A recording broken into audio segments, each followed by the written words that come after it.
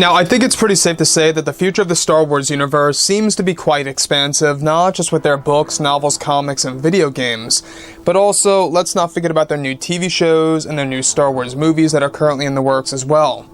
This is Mike Zero. Make sure to subscribe if you're new to the channel for future Star Wars content. Now, one thing about Disney Star Wars is that yes, we do know that they are now on the road to success here, given of what happened with The Mandalorian Season 2's finale, and also what is happening with the Book of Boba Fett, Mandalorian Season 3, the Obi-Wan Kenobi series, just to name a few. Disney really does have their head on straight from now on, and they realize exactly what makes the Star Wars fans happy. And now they have a full idea of exactly how they can actually bring the Star Wars fandom together once again. So given that Jon Favreau, Dave Filoni, and George Lucas are all working together as a team to deliver as much authentic material as possible, this really does give us a lot of hope. It makes us trust in the creators. It makes us believe that there is indeed a light at the end of the tunnel here, that Star Wars is indeed going to go back to the way that it used to be when Star Wars Legends was a big thing.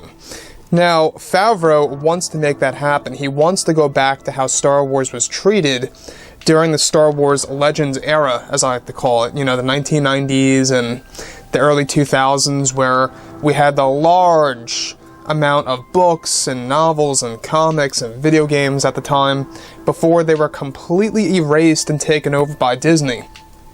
Now, with that being said, of course, what's really exciting is that given that The Mandalorian Season 2 is now finished, Disney and Lucasfilm are primarily focused on the future of the franchise. It's described that they are currently focused on many of the key characters for the new EU in order to make Star Wars succeed. It's described that Jon Favreau is focused on bringing in the character of Ezra Bridger into The Mandalorian Season 4 that is planned for a 2023 release on Disney+, and that Favreau is planning to give fans a glimpse into the unknown regions and Ezra Bridger and Thrawn's life, working together temporarily as a team to exit the unknown regions. It's noted that Jason Isaacs is in the talks to portray Thrawn in the new Star Wars universe, and that he has already spoken to Jon Favreau of coming into the Star Wars universe. This is a plan by Jon Favreau to show fans exactly how Ezra Bridger escaped the unknown regions in The Mandalorian Season 4.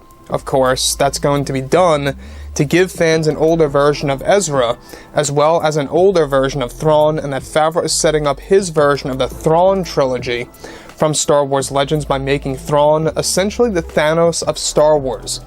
So, given that Thrawn is going to be treated as the Thanos of Star Wars in the Filoni-Favreau-verse, as I like to call it, is that we can see that Favreau is absolutely 100% modeling things off of the MCU. We all saw how this happened in the MCU with the first couple of phases, right? Teasing Thrawn here, or should I say Thanos, teasing Thanos here, teasing Thanos there. That's exactly what Favreau is going to do within this Favreau-Filoni universe, if you will, on Disney+. That's going to essentially use Thrawn in small bursts, except very important moments in the Star Wars universe, leading to a big moment that's going to actually use a lot of these core characters to confront Thrawn. We're talking Ahsoka Tano, Ezra Bridger, Luke Skywalker, Bo-Katan, all these beloved characters to actually combat against Thrawn. The fact that Favreau is essentially creating his own version of the Thrawn trilogy from Star Wars Legends, that too is also a big deal. Because what they're essentially doing now is that they are giving fans a lot of options to see exactly where Star Wars can go. Now, thankfully, Kathleen Kennedy is not going to be involved in this Favreau-Filoni universe, if you will, because she's only going to be working on The Acolyte strictly with Leslie Headland. That is the only show that she is in charge of on a creative scale, if you will. So there's nothing to worry about when it comes to Kathleen Kennedy's input into those actual Star Wars projects per se. About Ezra Bridger, we talked about this before in the past, in case you guys missed it. They are looking at two actors to portray the character, one of which being Mena Massoud from the Aladdin live-action movie, to portray the younger version of Ezra in the form of flashbacks and such. and that they are also looking at another actor to portray the older version of Ezra Bridger.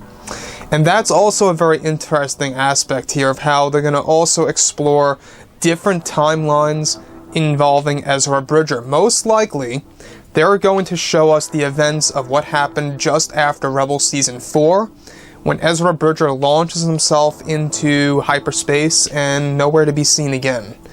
That's what they're going to most likely show us with the Mina Massoud version of Ezra Bridger. And then we got another actor doing the older version, if that makes a lot of sense. So, like I've said before in the past, guys, I think that a lot of fans are very happy with what's happening between Favreau and Filoni as well as Lucas, and yeah, things are looking bright. So, drop a comment below. Let me know anything about all of this in the comments, and if you guys did enjoy the content for today, do make sure to drop a thumbs up on this video to support the channel. I thank you all so very much for the kind support, and I'll catch you guys next time.